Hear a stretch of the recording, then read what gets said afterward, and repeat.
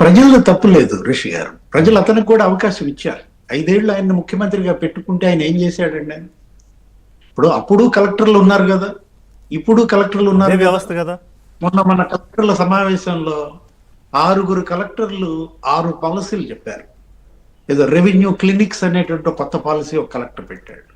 ముస్తాబు అనేది ఒక కొత్త విధానం తీసుకొచ్చారు. నిన్న కూడా మనం చూసాం 2 కలెక్టర్లు ఆ బుక్స్, ఈ న్యూ ఇయర్ గ్రీటింగ్స్ బదులు బుక్స్ ఇవ్వండి అంటూ ఆ బుక్స్ మళ్ళీ హాస్టల్లో డిస్ట్రిబ్యూట్ చేయమన్నారు. అంటే జగన్ హయాంలో అంటే రౌతును బట్టే కదా గుర్రం, డ్రైవర్ను బట్టే కదా ఈ వాహనం నడిచేది కూడా. 21 రోజుల్లో అనుమతులు అంటండి. ఏది ఇప్పుడు థాయిలాండ్ లో ఆ మధ్య ఇప్పుడు లోకేష్ బాబు ఎక్కడ మాట్లాడుతాం విన్నాను, వారం రోజులంట భూ కేటాయింపులు పడుతుంటే ఆంధ్రప్రదేశ్ లో 6 రోజుల్లోనే భూ కేటాయింపులు ఇవ్వాలి అని పెట్టు. అంటే 11 నెలల్లో కాగ్నిజెంట్ తెచ్చారంటనా.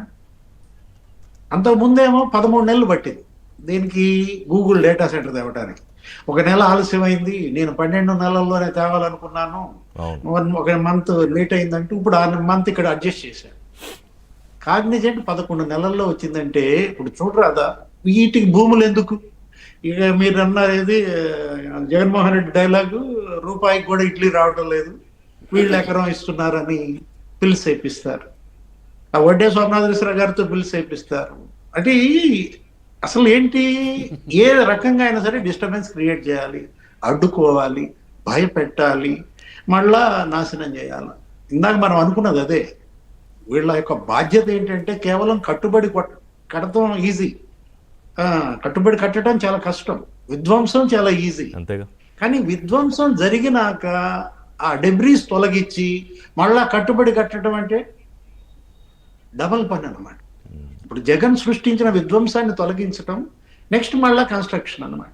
అతను పోగొట్టిన పరిశ్రమలను వెనక్కి రాబట్టడం, మళ్ళా కొత్త పెట్టుబడులని తీసుకురావటం. మీరు ఇంట్రోలో చెప్పారు, ఎంతని చెప్పారు, 9 నెలల్లో 6.75 లక్షల కోట్లు ఏమి వచ్చినాయి అన్నారు. అంటే నెలకి 75,000 కోట్లు అండి. అంటే ఇప్పుడు వీళ్ళు 60 నెలల్లో వీళ్ళ టార్గెట్ ఎంత పెట్టుకున్నట్టు ఆ లెక్కన 42 లక్షల కోట్ల ఎంఓయూలు చేసుకోవాలని పెట్టుకున్నారు. అంటే దాంట్లో 40% గ్రౌండ్ అయినా.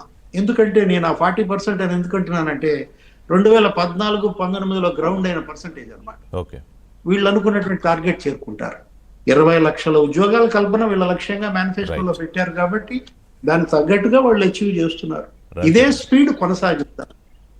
రవికిరణ్ గారు సార్, ఇప్పుడు మీరు అన్నారు జగన్మోహన్ రెడ్డి గారు కాఫీ తాగుతూ ఆలోచించరా అని.